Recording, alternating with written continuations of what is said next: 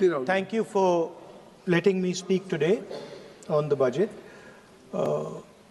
Thank you, Rijiju ji, for your comments. I appreciate them. Some time back, Rijiju ji asked me, how do I keep fit? You recall that? And I mentioned to him that I do jiu-jitsu, I do martial arts.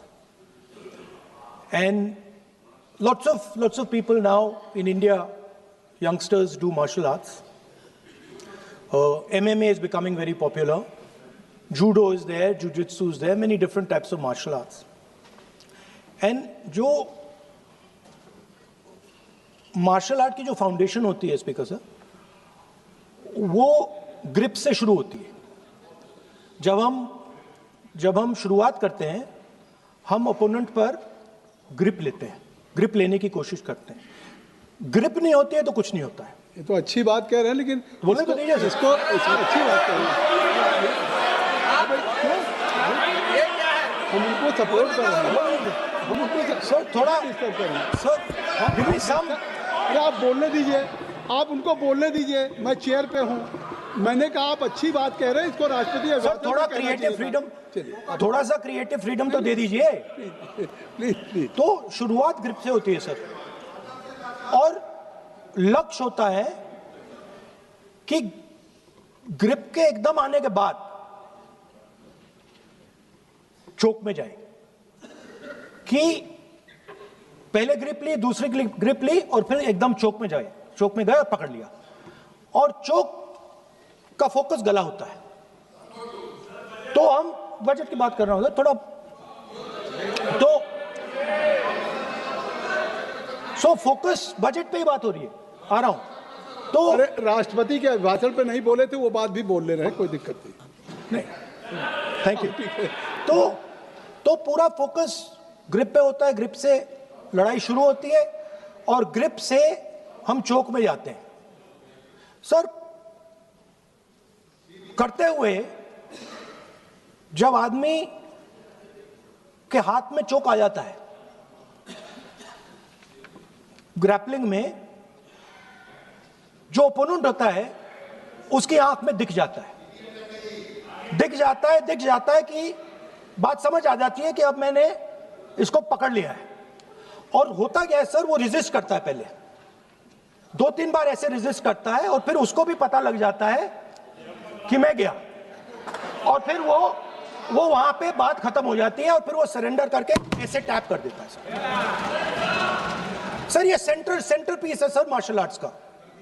Grip से चोक और चोक से tap. और ये आप किसी भी MMA वाले से पूछ लो, किसी भी जूडो वाले से पूछ लो, काम ग्रिप से शुरू होता है.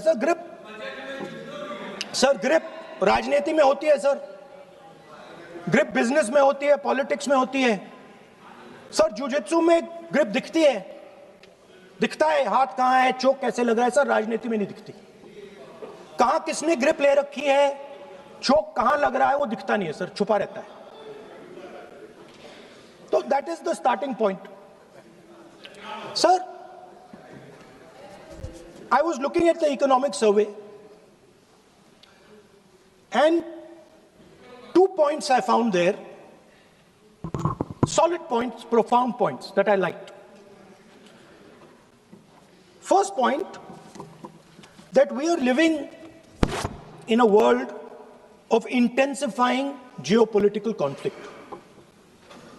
मतलब जो पुराना सिस्टम था, यूएस बेस्ड सिस्टम था, डॉलर बेस्ड सिस्टम था, यूनिपोलर जो सुपर पावर था, उस सिस्टम को चैलेंज किया जा रहा है.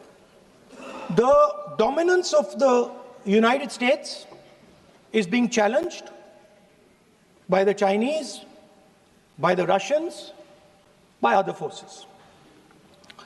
And the second thing, also profound thing, that we are living in a world of energy and finance weaponization.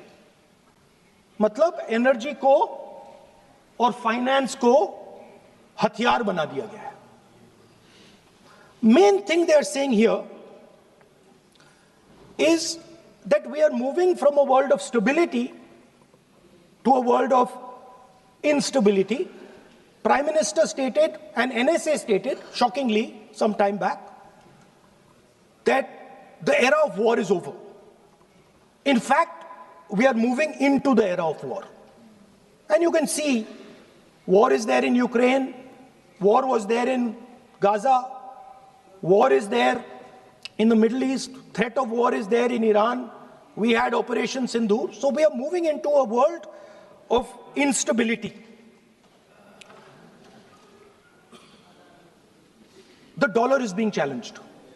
The central game, as my friends on the other side understand, is the dollar is being challenged. US supremacy is being challenged. We are moving from a world of one superpower to some new world that really we can't predict. Maybe two superpowers, maybe multiple powers. And it's an unstable world. And that is what you have said in your economic survey.